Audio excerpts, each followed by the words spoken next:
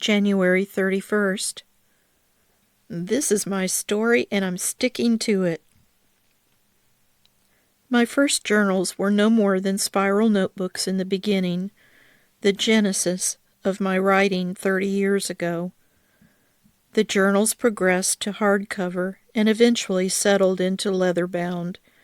The physical changes in bindings mirrored the physical changes of life, the leather becoming more comfortable in my, quote, maturing, unquote, hands than the rest.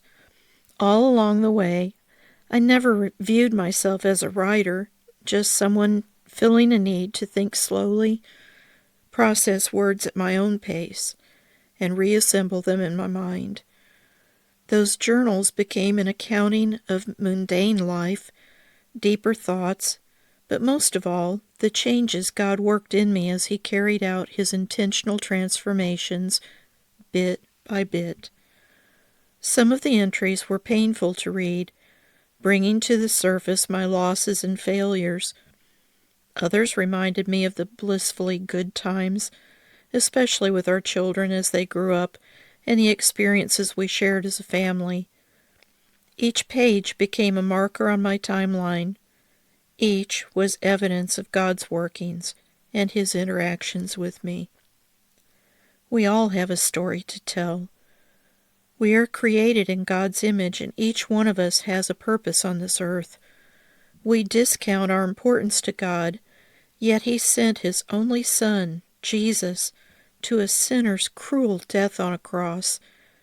He destroyed sin and death on our behalf and raised Him to life with the promise of eternity.